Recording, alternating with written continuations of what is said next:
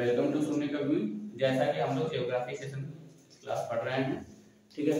कल की क्लास में एकदम हम लोग भारत का इंट्रोडक्शन पढ़ रहे हैं, तो कल की क्लास में भारत का बेसिक इंट्रोडक्शन पढ़ा गया, ठीक है। बेसिक इंट्रोडक्शन में हम लोग एकदम ये जान लिए कि भारत ग्लोब पर कहाँ पर है, ठीक है। उत्तरी गोलार्ध में है या दक्षिणी गोलार्ध में है, ठीक है। और उसकी भौगोलिक स्थिति को देखा गया कि किस महाद्वीप में है, महाद्वीप के किस प्रायद्वीपीय भाग में है, ठीक है। महाद्वीप के किस भाग में है, किस स्थल खंड से या किस जल राशियों से जुड़ा हुआ है, कुछ इस तरीके से बेसिक्स हमने पढ़ा। साथ में हमने कल की क्लास में ये पढ़ा कि भारत का जो है ग्लोब पर अकॉर्डिंग टू एरिया क्या पोजीशन है, तो उसमें पढ़ा गया कि 7वां स्थान है। जनसंख्या की दृष्टि से दूसरा स्थान पर है भारत, ठीक है। पूरे ग्लोब का लगभग 2.4% एरिया कवर किया हुआ है। भारत के क्षेत्रफल पे देखा जाए तो लगभग 90% एरिया स्थलखंड है और 10% एरिया जल राशियां हैं। यहाँ तक हमने कल की क्लास में पढ़ लिया। तो आज बिना देर के हम आगे की क्लास को पढ़ेंगे।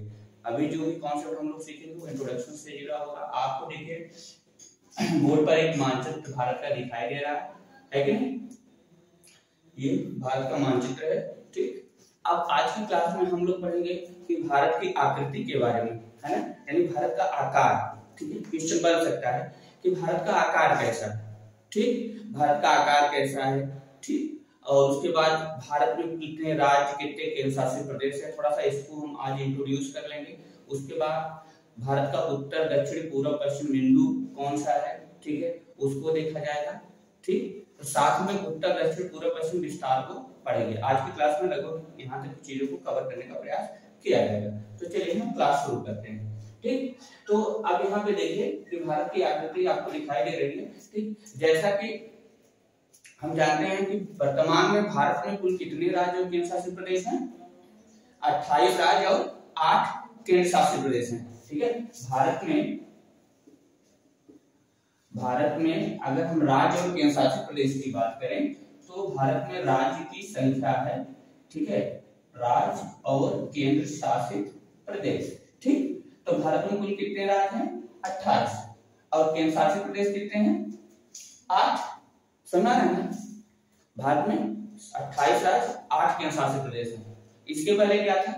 29 राज्य और 7 केंद्र शासित प्रदेश थे। जम्मू कश्मीर को जो है क्या किया गया? 2 केंद्र शासित प्रदेश का दर्जा दिया गया, जम्मू कश्मीर एंड लद्दाख, ठीक है। तो इसलिए एक राज्य की संख्या कम हो गई और दादर नागर हवेली और दमन दीव को मिलाकर के एक केंद्र शासित प्रदेश घोषित कर दिया गया, जिससे एक केंद्र शासित प्रदेश की संख्या कम हो गई। 2 केंद्र शासित प्रदेश बढ़े लेकिन एक केंद्र शासित प्रदेश की संख्या क्या हुई? कम हुई। तो कुल मिलाकर के भारत में 28 राज्य और 8 केंद्र शासित प्रदेश वर्तमान में हैं। भारत की राजधानी अगर पूछा जाएगा तो भाई सबको जनरल चीजें हैं, पता ही है। अभी तो हम जनरल इंट्रोडक्शन ही तो कर रहे हैं। तो भारत की राजधानी क्या है? नई दिल्ली है कि नहीं? भारत की राजधानी नई दिल्ली, जो कि दिल्ली जो केंद्र शासित प्रदेश है उसकी भी वही राजधानी। बात समझ में आ रहा है? दिल्ली क्या है? केंद्र शासित प्रदेश है, ठीक। उसकी भी राजधानी क्या है? नई दिल्ली। बातें क्लियर हो रही हैं, ठीक। ये हो गया 28 राज्य, 8 केंद्र शासित प्रदेश। बात समझ में आ रहा है? अगर अब यहाँ पे देखा जाए कि जो 28 राज्य हैं, इसमें अगर आपसे प्रश्न बने, पूछा जाए कि पहले तो हमें ध्यान ये देना होगा कि कुल 28 जो राज्य उनका नाम और उनकी कैपिटल, नाम और राजधानियां ये याद करेंगे, है ना। ये आप लोग याद करेंगे, नहीं तो हम क्लास में उसको मानचित्र पे दर्शाएंगे, ठीक है, बता देंगे। फिलहाल आप लोग याद करने का प्रयास करिएगा। अभी जैसे यहाँ पे जनरल क्वेश्चन हो सकता है कि भारत के कुल 28 राज्य हैं, तो क्षेत्रफल की दृष्टि से सबसे बड़ा राज्य कौन सा है? तो क्षेत्रफल की दृष्टि से सबसे बड़ा राज्य कौन सा है? राजस्थान। क्षेत्रफल की दृष्टि से सबसे बड़ा राज्य कौन सा है? राजस्थान। और सबसे बड़ा केंद्र शासित प्रदेश कौन सा है? लद्दाख, ठीक है। क्षेत्रफल की दृष्टि से सबसे बड़ा केंद्र शासित प्रदेश लद्दाख है और सबसे बड़ा राज्य कौन सा है? राजस्थान। ये बेसिक बातें होगी, बाकी राज्य राजधानियां हम एक क्लास में उसको पढ़ेंगे, ठीक है। तो चलिए अभी मैंने क्या पढ़ लिया? 28 राज्य और 8 केंद्र शासित प्रदेश, ठीक है। क्षेत्रफल की दृष्टि से सबसे बड़ा राज्य जो है राजस्थान और सबसे बड़ा केंद्र शासित प्रदेश लद्दाख। अगर आपसे पूछा जाए कि क्षेत्रफल की दृष्टि से सबसे छोटा राज्य कौन सा है, तो आपका जवाब क्या होगा? गोवा, क्षेत्रफल की दृष्टि से सबसे छोटा राज्य गोवा है, और जबकि केंद्र शासित प्रदेश की अगर बात करें कि सबसे छोटा केंद्र शासित प्रदेश अकॉर्डिंग टू एरिया, तो आपका जवाब क्या होगा? लक्षद्वीप। अकॉर्डिंग टू एरिया सबसे छोटा केंद्र शासित प्रदेश, ठीक है। स्मॉलेस्ट यूनियन टेरिटरी कौन सा है? लक्षद्वीप। बातें क्लियर हो रही है? ठीक है, चलिए अब हम आते हैं मैप पे, ठीक। तो आइए देखिए, भारत का मानचित्र आपके सामने है। तो भारत के आकार की अगर बात की जाए, भारत का आकार, भारत का आकार, ठीक है। तो भारत का आकार आप देखने से लग रहा है कि भारत का आकार कैसा है? चतुष्कोणीय। भारत का आकार कैसा है? चतुष्कोणीय। अगर यहां पर देखिए ऐसे इस तरीके से, ये देखिए से डॉटेड लाइन से, ये भारत का आकार। तो भारत का आकार कैसा है? इस तरीके से आप समझ सकते हैं, भारत का आकार है चतुष्कोणीय। ये प्रश्न पूछा जा सकता है कि भारत का आकार कैसा है, तो आपका जवाब क्या होगा? चतुष्कोणीय, ठीक है। ये भारत ग्लोब पर या मानचित्र में कहां पर है? दक्षिण एशिया का पार्ट है। एशिया महाद्वीप में दक्षिण एशिया का मध्य प्रायद्वीप में अवस्थित है ना? मध्य प्रायद्वीप में अवस्थित है। इसके पूर्व में और पश्चिम में अगर आपसे पूछा जाए कि भारत के पूर्व में कौन सा प्रायद्वीपीय भाग है और पश्चिम में कौन सा प्रायद्वीपीय भाग है, तो आपका जवाब होगा कि पूर्व में इंडोचीन प्रायद्वीप है और पश्चिम में कौन सा प्रायद्वीप है? अरब प्रायद्वीप है। पश्चिम में कौन सा प्रायद्वीप है? अरब प्रायद्वीप है। यानी भारत के पश्चिम में अरब प्रायद्वीप है, ठीक, अरब प्रायद्वीप है, और पूरब में क्या है? इंडोचीन प्रायद्वीप है, समझना। और भारत जो है मध्य प्रायद्वीप का भाग। ये हो गया, यहां तक बातें क्लियर हो गई। आकार क्या है? चतुष्कोणीय। पश्चिम में अरब प्रायद्वीप, पूरब में इंडोचीन प्रायद्वीप, मध्य में मध्य प्रायद्वीप के क्षेत्र में भारत अवस्थित है। आकार इसका कैसा है? चतुष्कोणीय। यहां तक बातें क्लियर हो गई। चलिए आगे बढ़ते हैं। ग्लोब पर हमने इस भारत की स्थिति को पढ़ लिया है। ग्लोब पर भारत कहां पर है बताइए? ग्लोब पर भारत अगर भूमध्य रेखा को केवल मेंशन किया जाए ग्लोब में, तो भूमध्य रेखा के उत्तर में है, यानी उत्तरी गोलार्ध में है। और अगर हम भूमध्य रेखा और जीएमटी दोनों को जो है क्या कर दें? मेंशन कर दें, यानी 0 डिग्री देशांतर को मेंशन कर लें ग्लोब पर, तब भारत उत्तर पूर्व गोलार्ध की स्थिति में है, यानी उत्तर पूर्व गोलार्ध में है भारत। बात यहां तक क्लियर होगी, ठीक है। अब अगला पॉइंट हमें यहाँ पे क्या ध्यान देना है कि इसका उत्तरी, दक्षिणी, पूर्वी और पश्चिमी बिंदु, भारत का उत्तर, दक्षिण, पूर्व, पश्चिम बिंदु, या हम कह सकते हैं भारत के दूरस्थ बिंदु, ठीक। चलिए आइए, भारत के दूरस्थ बिंदु, भारत के दूरस्थ बिंदु इसको ऐसे समझिए, ठीक है। ये प्लेन पेपर पे ये जो है उत्तर की दिशा होती है, यानी नॉर्थ होता है, ये साउथ होता है, ये वेस्ट होता है, और ये क्या होता है? ईस्ट होता है। बस समझ आ रहा है? इसी तरीके से यहाँ भी हम समझेंगे कि ये इसका नॉर्थर्न मोस्ट पॉइंट हुआ, ये इसका नॉर्थर्न मोस्ट पॉइंट हुआ, यानी कि उत्तरी बिंदु हुआ, ठीक है। ये क्या है? इसका उत्तरी बिंदु है, ठीक है। बात समझ आ रहा है? ये जो लाइन है ये उत्तरी बिंदु है, ठीक। ये आपका इसका मुख्य भूमि का दक्षिणतम बिंदु है, और जनरली वैसे भारत का दक्षिणतम बिंदु क्या है? ये, ठीक। और ये इसका जो है पश्चिमी बिंदु है, और यहाँ पे इसका भारत का क्या है? पूर्वी बिंदु, ठीक है। तो जैसा कि पिछले क्लास में मैंने पढ़ा कि भारत का जो दक्षिणतम पॉइंट है वो 6 डिग्री 4 मिनट क्या है? नॉर्थ, 6 डिग्री 4 मिनट नॉर्थ है। जबकि अगर हम मुख्य भूमि की बात करेंगे तो ये क्या आता है? 8 डिग्री 4 मिनट, समझ रहे हैं ना? ठीक है। और उत्तरी बिंदु है 37 डिग्री 6 मिनट ना। इसका पश्चिमी बिंदु है 68 डिग्री 7 मिनट ईस्ट, और पूर्वी बिंदु है 97 डिग्री 25 मिनट ईस्ट। बात क्लियर हो गई? ये भारत का सबसे दक्षिणतम पॉइंट है। इसका नाम क्या है? भारत का जो सबसे दक्षिणतम बिंदु है, इसको हम किस नाम से जानते हैं? इंदिरा पॉइंट। क्या नाम लेते हैं?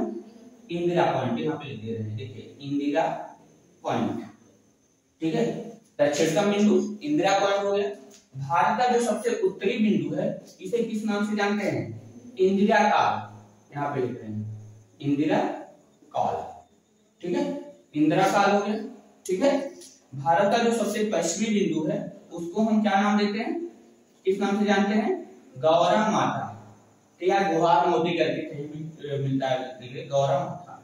ठीक है, और सबसे पूर्वी जो बिंदु है उसको हम किवीथु नाम से जानते हैं।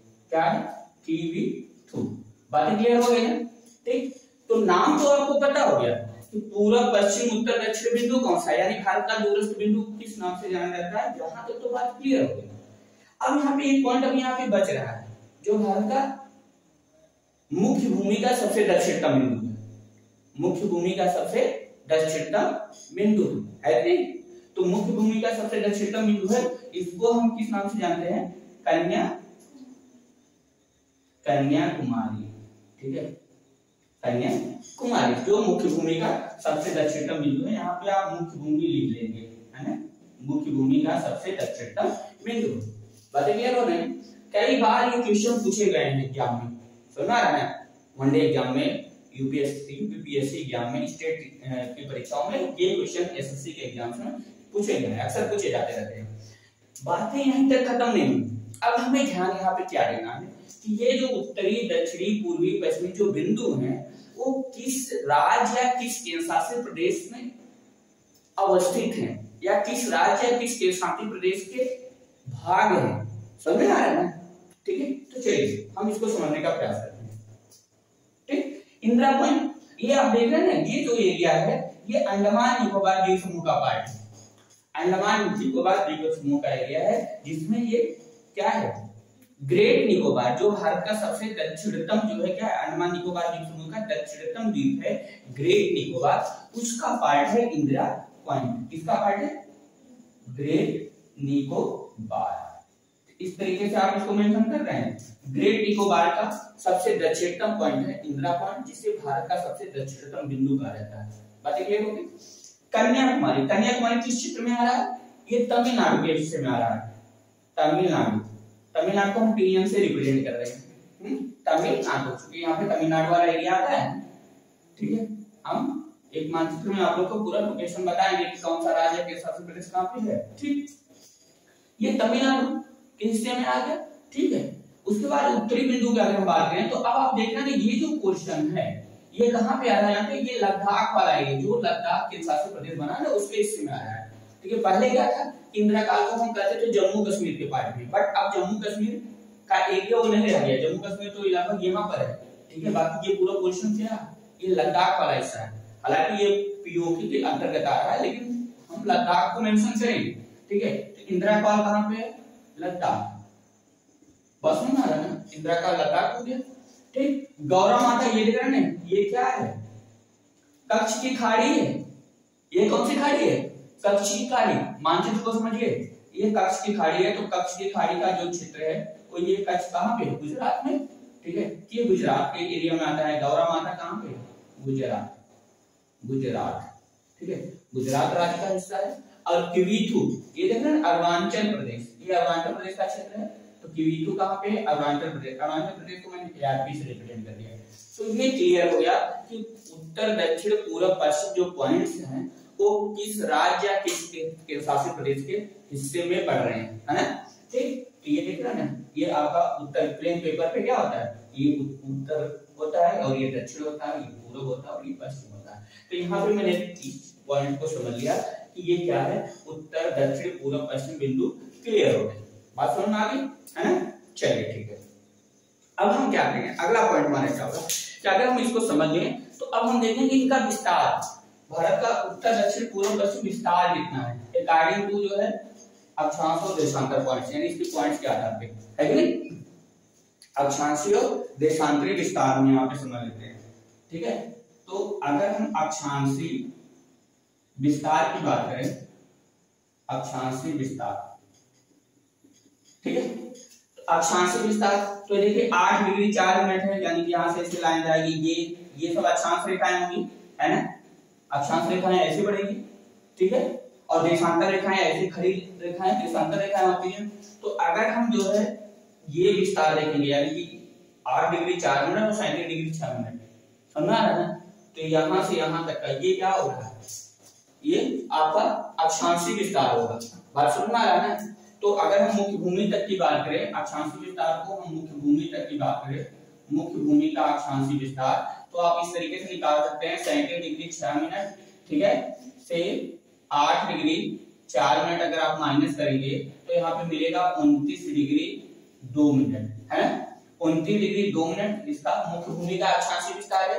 जबकि उत्तर दक्षिण अगर हम अक्षांशीय विस्तार की अगर बात करें, ठीक है, तो उत्तर दक्षिण अक्षांशीय विस्तार, उत्तर दक्षिण अक्षांशीय विस्तार ये कितना होगा, तो इसको अगर हमें समझना है तो हम ऐसे करेंगे 37 degree 6 minute minus 6 degree 4 minute, तो ये आपका आ जाएगा 31 डिग्री 2 मिनट। उत्तर दक्षिण अक्षांशीय विस्तार 1 डिग्री 2 मिनट है, जो कि आपके ये जलीय क्षेत्र में पड़ता है। अगर हम मुख्य भूमि की बात करेंगे तो ये आपका 29 डिग्री 2 मिनट आ रहा है। बात समझ आ रही है, ठीक है। अब इसी तरीके से अगर हमें देशांतरी विस्तार देखना है कि देशांतरी विस्तार क्या है, समझना है ना। तो ये तो हो गया अक्षांशीय विस्तार। तो देशांतरी विस्तार मैंने बताया जो ऊर्ध्वाधर लाइन है, यानी कि ये देशांतर रेखाएं हैं, ये देशांतर रेखाएं इस तरीके से चलती हैं, ठीक है। तो यहां से लेकर के यहां तक का हम पॉइंट अगर समझेंगे तो हमें देशांतरी विस्तार मिलेगा। तो चलिए हम इसको मिटा करके आपको देशांतरी विस्तार समझा देते हैं कि देशांतरी विस्तार कैसे निकाल रहे हैं, ठीक।